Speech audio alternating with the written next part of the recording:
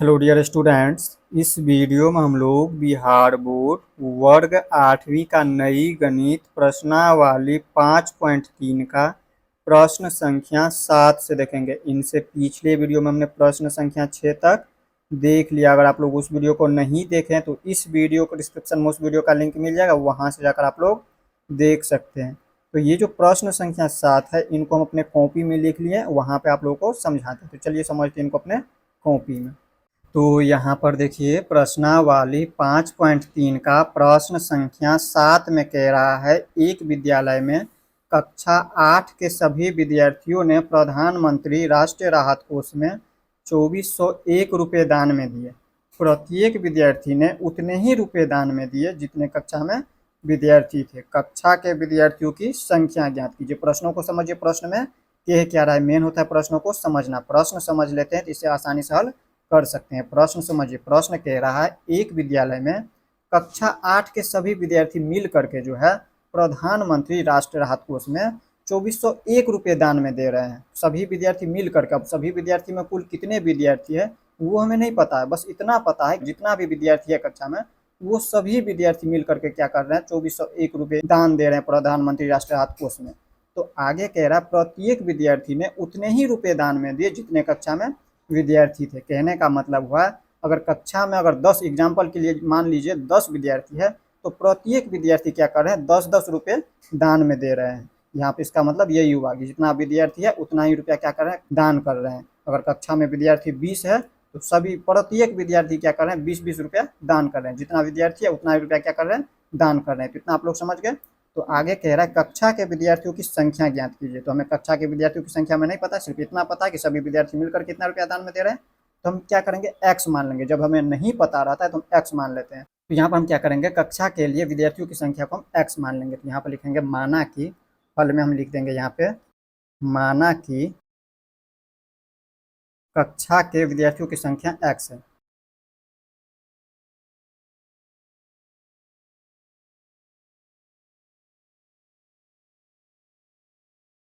बराबर हम क्या लिख देंगे, एक्स। जब नहीं पता था तो हम एक्स मान लें कक्षा में विद्यार्थियों की संख्या।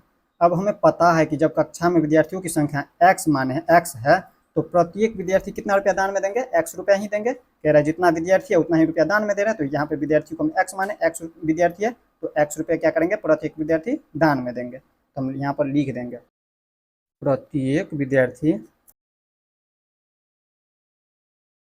द्वारा दान में दिए गए, द्वारा दान में दिए गए रुपया, रुपया बराबर क्या हो जाएंगे, एक्स रुपया हो जाएंगे। एक्स रुपया क्या कर रहे हैं, प्रत्येक विद्यार्थी दान कर रहे हैं। जब यहाँ पर विद्यार्थियों की संख्या एक्स है तो यहाँ पे समझिए, यहाँ पे यही कह रहा था प्रत्येक विद्यार्थी जो है उतने ही रुपये दान कर रहे हैं जितना विद्यार्थियों की संख्या दिया हुआ है यहाँ पे। तो यहाँ पे एक्स लिख दिए हैं। तब हम क्या करेंगे, प्रश्नानुसार लिखेंगे। अब प्रश्न जो कह रहा है उसके अनुसार यहाँ पर लिख देंगे प्रश्नानुसार, या फिर लिख दीजिए प्रश्न से। प्रश्न से हम क्या लिखेंगे, तो देखिए कक्षा में विद्यार्थियों की संख्या को हम क्या माने, एक्स माने। कक्षा में सभी विद्यार्थियों की संख्या एक्स है तो यहाँ पर लिख देंगे एक्स। हमें कुल विद्यार्थियों की संख्या निकालना है तो इसलिए हम यहाँ पर लिख देंगे एक्स। अब इसके बाद देखिए यहाँ पे जब विद्यार्थी एक्स है तो प्रत्येक विद्यार्थी क्या करें, एक्स रुपया दान कर रहे हैं तो हम एक्स से गुना कर देंगे। अब गुना एक्स से क्यों करेंगे तो वो भी समझिए आप। मान लीजिए कक्षा में विद्यार्थी अगर 10 है, कक्षा में अगर विद्यार्थी 10 है तो प्रत्येक विद्यार्थी क्या कर रहे हैं, कह रहे हैं सभी उतने ही रुपया दान में भी दे रहे हैं। तो 10 विद्यार्थी है तो 10 रुपया क्या कर रहे हैं, प्रत्येक विद्यार्थी दान में दे रहे हैं। तो कुल विद्यार्थी निकालने के लिए हम क्या करेंगे, 10 को 10 से गुना करेंगे तब पता चलेगा। एक विद्यार्थी अगर 10 रुपया दे रहे हैं तो 10 विद्यार्थी क्या हो जाएंगे, 10 गुने 10, तब जाकर पता चलेगा कि टोटल विद्यार्थी 100 है। ठीक इसी प्रकार यहाँ पर क्या लिखेंगे, एक्स गुने एक्स। ये हमारा कुल विद्यार्थियों की संख्या हो गया और ये हमारा हो गया रुपया की संख्या, यानी कि प्रत्येक विद्यार्थी जो है एक्स रुपया दे रहे हैं। तो कितना प्राप्त हो रहे हैं हमें, कुल रुपया यहाँ पे दिया हुआ है 2401 रुपया प्राप्त हो रहे हैं। यहाँ पे लिख देंगे 2401 रुपया, इस तरह से लिख देना है। अब क्या करना है, यहाँ पे देखिए गुना में हो रहा है तो उसको गुना कर लीजिए। यहाँ पे लिख देंगे एक्स की घात 2 या एक्स का वर्ग बराबर हो जाता है 2401। ये हमारा हो गया इस तरह से। अब देखिए यहाँ पे हमें एक्स का मान निकालना है। जब एक्स निकालना है तो हमें कक्षा में विद्यार्थियों की संख्या निकालना है और उसको हम एक्स माने। यहाँ पे निकला है एक्स की घात 2 यानी कि एक्स का वर्ग। तो हमें क्या करना है, घात यहाँ से हटाना है। तो हम क्या करेंगे, इनका वर्गमूल ले लेंगे दोनों का। तो यहाँ पर लिख देंगे हम दोनों का वर्गमूल लेने पर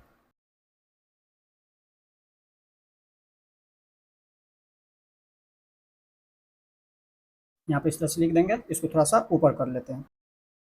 यहाँ पर इस तरह से लिख देंगे, दोनों का वर्गमूल लेने पर। जब इसका वर्गमूल लीजिएगा तो क्या हो जाएंगे, यहाँ से इसकी घात हट जाएंगे। तो यहाँ पे इसमें देखिए, जब इसकी घात हटेगा तो इसमें रूट लग जाएंगे 2401 में। अब देखिए यहाँ पे x का मान निकला है रूट में, अभी संख्या में जो निकला है ये हमारा रूट में है, तो हमें क्या करना है, इसको रूट से बाहर करना है। रूट से बाहर करेंगे तो इसका अभाज्य गुणनखंड कर लेंगे। सबसे पहले इसका अभाज्य गुणनखंड करिए, 2401 का अभाज्य गुणनखंड करेंगे। इसमें एलसीएम ले लेते हैं। जैसे देखिए इसमें किससे लेंगे, यहाँ पर अगर 2 से लेते हैं तो नहीं कटेगा। क्यों नहीं कटेगा, क्योंकि इसका इकाई अंक देखें तो विषम में है। यहाँ पर 3 से लीजिएगा, 3 से भी नहीं कटेगा, ना 5 से कटेगा। ये डायरेक्ट अगर 7 से काटना है तो 7 से कटेगा। तो 7 से काटिएगा तो देखिए 7 तिया के 21, 24 में से हम 21 को घटाएंगे तो 3 प्राप्त होगा। यहाँ पे ये 3 नहीं लिखेंगे 24 में से 3 को घटाए, वो 3। यहाँ पर 7 से हम भाग दिए हैं 24 में, तो कितनी बार में कटेगा, तो 7 तिया के 21 3 बार में, तो यही 3 लिख दें। और यहाँ पे 24 में से वो जो 21 होता है घटाएंगे उसको, तो घटाएंगे तो यहाँ पे हमें प्राप्त होगा 3, और यहाँ पे 3 पे ये हमारा शून्य हो जाएंगे। ये जो घटाएंगे 24 में से 21 को घटाएंगे तो 3 जो प्राप्त हुआ, इस पर ये हम शून्य लगा देंगे। तो कितना हो जाता है, 7 चौके 28, तो यहाँ पे हो जाएंगे 4 बार में 28। तो यहाँ पे हम 30 में से 28 को घटाएंगे तो हमें प्राप्त होगा 2, और 2 पर ये 1 हो जाएंगे 21, तो 7 तिया के 21, यहाँ पे 3 हो जाता है। अब इसके बाद क्या करना, फिर से हम 7 से भाग देंगे। फिर 7 से भाग देंगे तो देखिए 7 चौके 28, 4 बार में 28, तो 34 में से हम 28 को घटाएंगे तो 6 प्राप्त होगा, और 6 पर ये जो 3 है ये लगा देंगे, तो 6 पर 3 63 होता है। तो 7 9 के 63, 9 बार में 63 हो जाता है।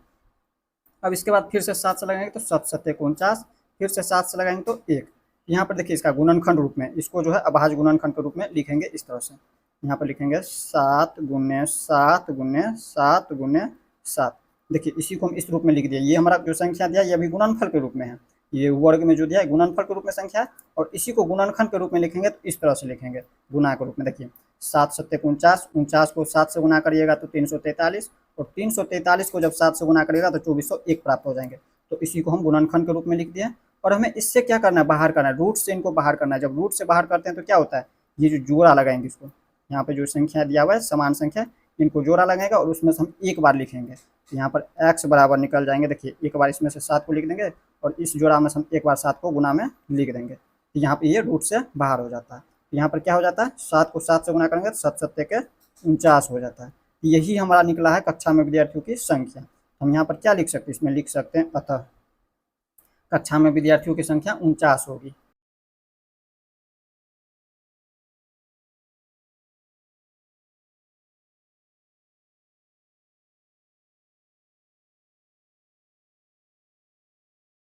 इस तरह से लिख देना है 49 होगी।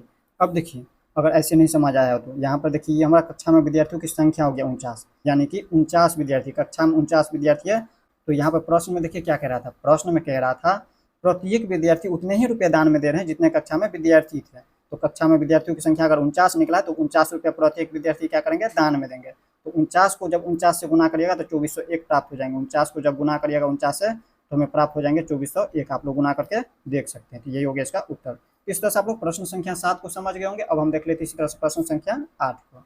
अब देखिए इसी तरह से प्रश्न संख्या 8 में क्या कह रहा है। प्रश्न संख्या 8 कह रहा है एक बाग में 2025 पौधे इस प्रकार लगाए जाने हैं कि प्रत्येक पंक्ति में उतने ही पौधे हो जितनी पंक्तियों की संख्या हो। पंक्तियों की संख्या और प्रत्येक पंक्ति में पौधों की संख्या ज्ञात कीजिए। प्रश्नों को समझिए। प्रश्न में क्या रहे, ये जो प्रश्न 8 है ये प्रश्न 7 के तरह ही है। जिस तरह से हमने प्रश्न संख्या 7 को हल किया है ठीक इसी प्रकार ये भी हल होगा।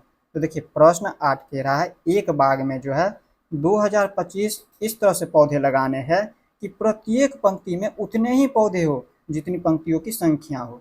प्रश्न समझिए। प्रश्न में कह रहा है अगर मान लीजिए 5 पंक्ति है, पंक्ति यानी कि लाइन, इस तरह से लाइन में अगर 5 लाइन है तो सभी पंक्ति में क्या कर रहा है 5-5 पौधे भी होगा। सभी पंक्ति में मान लीजिए इस तरह से लाइन है, इसमें 5-5, जितना पंक्ति होगा उतना ही पौधे होगा। मान लीजिए 5 पंक्ति है तो 5-5 पौधे भी होगा सभी पंक्ति में, 1 2 3 4 5। इसी तरह से इसमें भी 5 पौधे हो जाएंगे।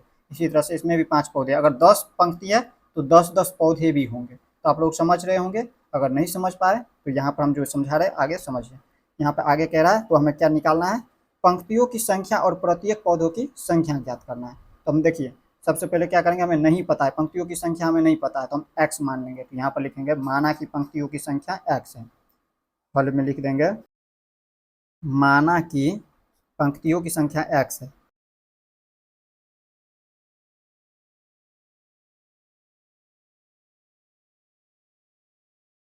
बराबर एक्स है। देखिए पंक्तियों की संख्या एक्स माने है। तो देखिए इसमें प्रश्न में कह रहा था प्रत्येक पंक्ति में उतने ही पौधे हैं जितनी पंक्तियों की संख्या है। पंक्ति की संख्या का अगर एक्स माने है तो प्रत्येक पंक्ति में उतने ही पौधे भी हो जाएंगे। तो उतने ही पौधे होंगे तो यहाँ पे एक्स माने तो एक्स पौधे भी हो जाएंगे। यहाँ पर लिख देंगे प्रत्येक पंक्ति में, प्रत्येक पंक्तियों में उतने ही पौधे होंगे, यानी पौधों की संख्या। प्रत्येक पंक्ति में पौधों की संख्या, प्रत्येक पंक्ति में कितना पौधे होंगे जितना यहाँ पे पंक्तियों की संख्या है। तो यहाँ पर अगर एक्स है तो यहाँ पे एक्स पौधे भी हो जाएंगे। तो हमें इसमें भी क्या लिखेंगे, प्रश्नानुसार या फिर प्रश्न से, प्रश्न जो कह रहा उसके अनुसार, प्रश्न से क्या लिखेंगे हम। तो देखिए पंक्तियों की संख्या हमें एक्स दिया हुआ है, यहाँ पर लिख देंगे एक्स। और यहाँ पर देखिए प्रत्येक पंक्ति में जो है एक्स पौधे यहाँ पे है, तो यहाँ पर हम लिख देंगे इससे एक्स से गुना कर देंगे, जिस तरह से प्रश्न संख्या 7 में किए थे। और बराबर में जब यहाँ पे देखिए पंक्तियों की संख्या एक्स है और यहाँ पे हमें प्रत्येक पंक्ति में जब एक्स पौधे है तो इनको जब गुना करते हैं तो हमें प्राप्त होता है 2025 पौधे। कुल पौधे कितने हो जाते हैं, 2025 पौधे हो जाते हैं। तो हमें क्या करना है, यहाँ पे इसमें एक्स से गुना कर देंगे। एक्स से जब गुना करेंगे तो यहाँ पे एक्स स्क्वायर बराबर हो जाएंगे 2025। अब देखिए हमें एक्स का मान ज्ञात करना है यहाँ पे। तो एक्स का मान ज्ञात करेंगे तो हम क्या लिखेंगे इसमें, तो देखिए इसका जो घात दिया हुआ है इसको यहाँ से हमें हटाना है। तो इसका हम क्या करेंगे, वर्गमूल निकालेंगे। तो यहाँ पर लिख देंगे दोनों ओर वर्गमूल लेने पर, दोनों ओर वर्गमूल लेने पर, दोनों ओर वर्गमूल लेंगे तो क्या हो जाएंगे, यहाँ पे देखिए इसके ऊपर से यहाँ पे ये जो घात है हट जाएंगे। यहाँ पर क्या होगा, इसमें से जब घात हटेगा तो इसमें रूट लग जाएंगे, यानी कि वर्गमूल के रूप में आ जाएंगे। तो 2025 हो गया। अब देखिए ये जो 2025 निकला ये अभी रूट में निकला, हमें क्या करना है, इसको रूट से बाहर करके संख्या ज्ञात करना है एक्स बराबर। तो हम क्या करेंगे, इसमें इसको हम रूट से बाहर करेंगे तो यहाँ पे एक्स बराबर क्या हो जाएंगे, देखिए इसका वर्गमूल ज्ञात कर लीजिए। देखिए 2025 का भाज्य गुणनखंड करना है, तो यहाँ पे इसके लिए हम इस तरह से एल्सियम लेंगे। देखिए इसमें क्या करेंगे हम, देखिए 2 से लगाएंगे नहीं लगेगा क्योंकि यहाँ पे इसका इकाई अंक विषम संख्या है। तो हम क्या करेंगे 3 से लगा करके देखेंगे, 3 से लगाइएगा तो लग जाएगा। 3 से जब लगाइएगा तो 3 छके 18, 6 बार में 18, तो 20 में से 18 को घटाएंगे तो 2 प्राप्त होगा और 2 पर ये 2 22 होता है। तो 3 सत्ते के 21, 7 बार में 21, 22 में से 21 को घटाएंगे तो 1 और 1 पर ये 5, 1 पर 5 15, तो 3 पंचे के 15। आप लोगों को और ऐसे करना नहीं आता तो आप लोग भाग दे करके देख सकते हैं। 3 से इसमें भाग दीजिएगा तो 675 प्राप्त होगा। इसी तरह से हम फिर से 3 से भाग देंगे, 3 दूनी 6 और यहाँ पर 3 दूनी के 6, इसमें 1 5, 3 पंचे के 15। फिर यहाँ पर हम 3 से लगाएंगे तो 3 सत्ते के 21, 22 में से 21 को घटाएंगे तो 1 और 5, 1 पर 5 15, 3 पंचे के 15। फिर 3 से लगाएंगे तो 25 दिया के 75, यानी कि 25 बार में। देखिए 3 दूनी के 6, 1 और 5, 3 पंचे के 15। अब नहीं लगेगा 3 से तो हम 5 से लगाएंगे, 5 से लगाएंगे तो 5 25, फिर 5 से लगाएंगे तो 1, यानी कि इसको गुणनखंड के रूप में किस तरह लिख देंगे, यहाँ पे इसका अभाज्य गुणनखंड इस तरह से लिख देंगे। 3 कितनी बार, 1 2 3 4 बार, 4 बार लिख दीजिए इसको, 1 2 3 4 और यहाँ पे 2 बार 5 है, गुने में लिख देंगे 5। अब इसको जब गुना करिएगा तो यही रूप आ जाएंगे। इसको जब पूरे को गुना करिएगा तो 2025 प्राप्त हो जाएंगे। यहाँ पे देखिए इसको जो है ये अभी गुणनफल के रूप में है, ये जो संख्या है रूट में तो है, ये तो वर्गमूल है, लेकिन इस संख्या को कह रहे हैं ये जो संख्या ये हमारा गुणनफल के रूप में है। इसका जब गुणनखंड करिएगा तो इस तरह से आ जाएंगे। तो यहाँ पर देखिए हमें क्या करना है, इसका वर्गमूल लेना है। तो वर्गमूल हमें क्या करना, निकालना है। तो क्या करेंगे हम, इसको रूट से बाहर करेंगे। जब रूट से बाहर करेंगे तो देखिए संख्या क्या प्राप्त होगा। इसमें से हम जोड़ा में से एक बार लेते हैं, यहाँ पे इसमें जोड़ा, ये जो जोड़ा है 3 का, इसमें से एक बार 3 लिख देंगे। इस जोड़े में से हम एक बार 3 को लिख देंगे गुना में, और इसके बाद हम इस जोड़े में से एक बार 5 को लिख देंगे। अब गुना करिए इसको, 3 तिया के 9 पंचे के 45, यहाँ पे आ गया 45। तो यहाँ पर देखिए 45 जब आया है तो यहाँ पे क्या हो जाएंगे, पंक्तियों की, यहाँ पे देखिए पंक्तियों की संख्या भी हो जाएंगे 45 और पंक्तियों में पौधे की संख्या भी हो जाएंगे 45, क्योंकि यहाँ पे देखिए इसको जब एक्स माने तो उतना ही पौधे भी है। तो यहाँ पे ये अगर 45 निकला है तो ये भी हो जाएंगे 45। तो यहाँ पर हम लिख देंगे इसमें थोड़ा सा इसको ऊपर कर लेते हैं। यहाँ पर लिखेंगे अतः, अतः यहाँ पर क्या लिखना है आप लोगों को, लिखना है पंक्तियों की संख्या, संख्या कितना है 45, तो लिख देंगे 45 है। और प्रत्येक पंक्ति में 45 पौधे भी होंगे, प्रत्येक पंक्ति में 45 पौधे भी होंगे, लिख देंगे डायरेक्ट पौधे होंगे। इस तरह से आप लोगों को उत्तर लिख देना। इस तरह से आप लोग प्रश्न संख्या 8 को भी समझ गए। अब हम देख लेते हैं इसी तरह से प्रश्न संख्या 9 को। अब देखिए इसी तरह से प्रश्न संख्या 9 में क्या कह रहा है। प्रश्न संख्या 9 को समझिए। इसमें कह रहा है वह सबसे छोटी वर्ग संख्या ज्ञात कीजिए जो 4, 9 और 10 प्रत्येक से विभाजित हो जाए। प्रश्नों को समझिए। प्रश्न में क्या कह रहा है। प्रश्न कह रहा है वह सबसे छोटी वर्ग संख्या आप लोगों को ज्ञात करना है जो इन संख्याओं से क्या हो, विभाजित हो जाओ। प्रत्येक यानी कि ये जो जितना भी संख्या दिया 4, 9 और 10 इनसे विभाजित हो जाए। तो देखिए इसको हम कैसे हल करेंगे। इसमें आप लोग को याद रखना है वह सबसे छोटी वर्ग संख्या जो इनसे विभाजित हो जाए वह उनका लॉसा होगा। तो हम यहाँ पर इनको लिख देंगे। यहाँ पर लिखेंगे वह सबसे छोटी संख्या, सबसे छोटी वर्ग संख्या संख्या जो 4, 9 और 10, 4, 9 और 10 प्रत्येक से विभाजित हो जाए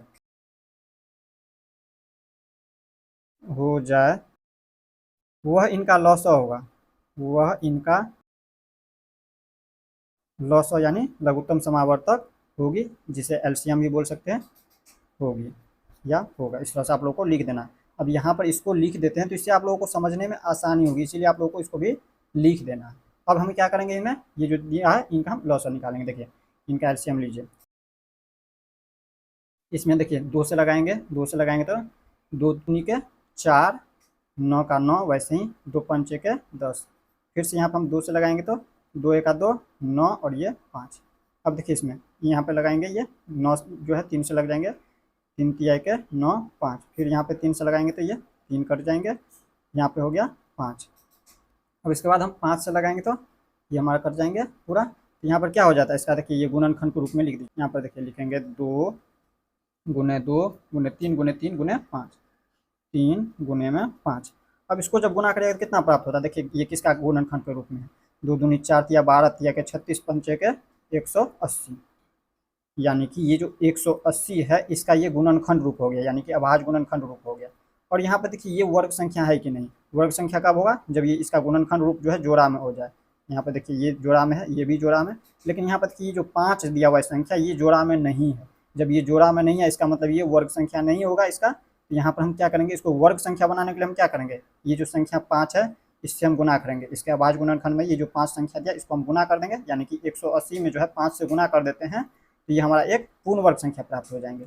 यहाँ पर हम लिख देंगे, इन्हें लिखेंगे चूंकि चूंकि ये जो 180 दिया हुआ है, 180 का अभाज्य गुणनखंड, ये हमारा हो गया अभाज्य गुणनखंड। तो लिख देंगे 180 का अभाज्य गुणनखंड।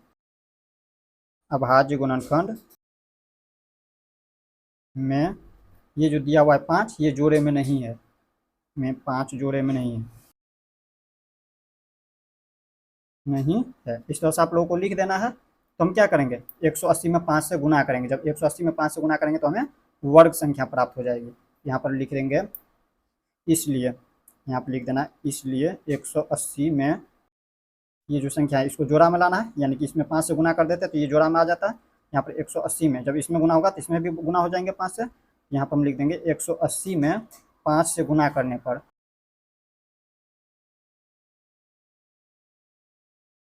एक वर्ग संख्या प्राप्त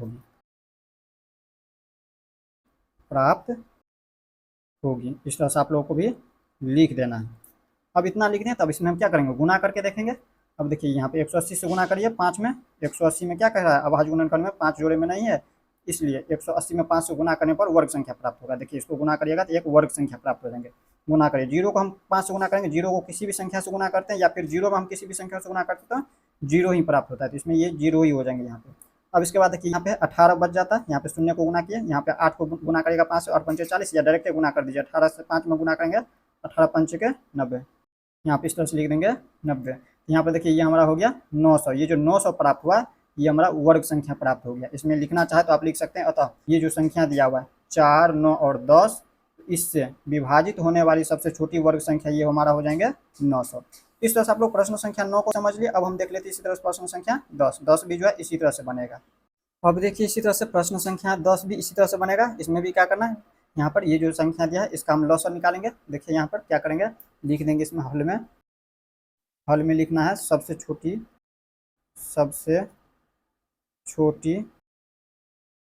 वर्ग संख्या, लिख देंगे 8 जो जो लिख देना, जो 8, 15 और 20 प्रत्येक से विभाजित हो जाए,